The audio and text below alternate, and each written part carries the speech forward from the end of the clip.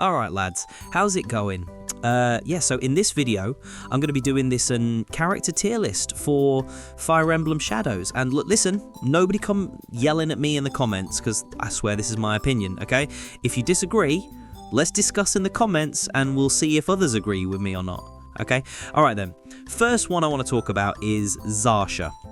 And starting aggressive, this unit is just stupid, to be honest with you. Fire Warp EX alone makes entire matches bend around it. You warp, you debuff with Edge Break, Poison ticks the enemy, and then Dark Slash just cleans up the mess pretty quick. Like, I've won fights I genuinely should not have won, just because I reposition once and just kill someone before they react. Also, like, cooldown doesn't matter if the fight's already over, right? So for that, easy S+ tier. Moving on. Let's talk Skull. I keep trying to make this work, okay? Like I want to believe, but X-Wind's shape just never does what I need it to do. It always clips weird, misses P units, or leaves someone alive who then punches me in the teeth. Men's fine. Tetra Wind is fine, but EX is the soul of a unit, and this soul is struggling. Sorry, Skull players. For me, this one is simply D tier, mate. Alright, next is Rose. So this one's funny, because if you're in board control games, Rose feels illegal.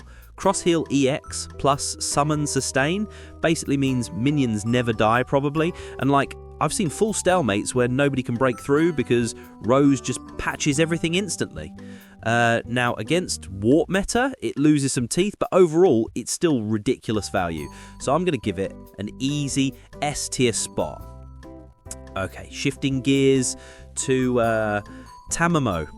So, I like this unit, but frankly, I kind of hate using it. Rapid Heal Pull feels good sometimes, Invigorate EX does its job, but to be honest with you lads, this kit doesn't threaten anyone. You're supporting other people to carry games instead of doing anything insane yourself.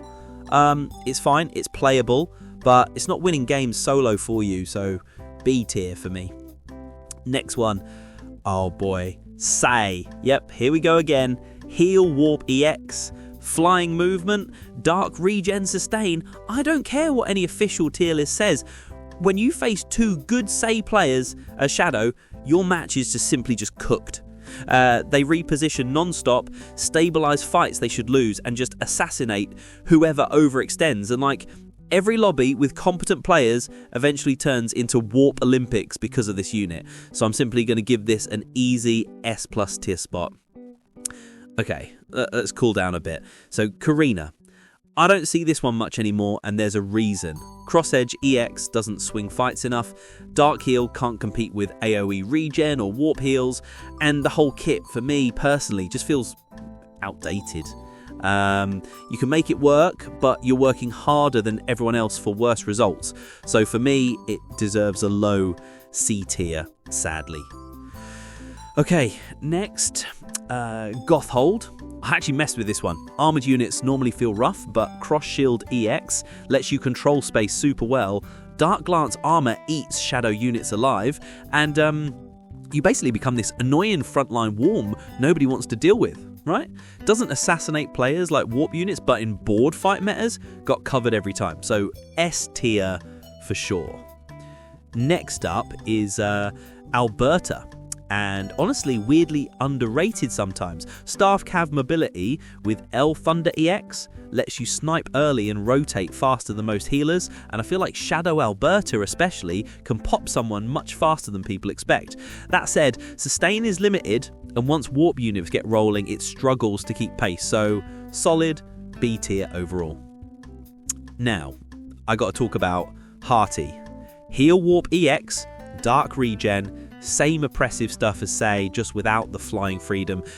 Still crazy strong though, still deletes mistakes, still stabilizes losing fights instantly. I guess maybe slightly harder to pilot, but once mastered, it's stupid good. So I'm going to drop this one in S+ tier all day. Okay, now moving on to Bartolomeus. I think this one's slept on a bit, honestly. Big body, armoured nuisance, Tetra Heal Sustain, keeps your front line sticky forever, and like, any Our Wind EX does respectable damage. You don't carry games alone, but you enable annoying, unkillable teams. So for that reason, it deserves a comfortable A tier spot. Next is Lyn, and I feel like this one's controversial because the official tier list loves Lyn way more than I do. Shield Break and Tetra Poison are nice.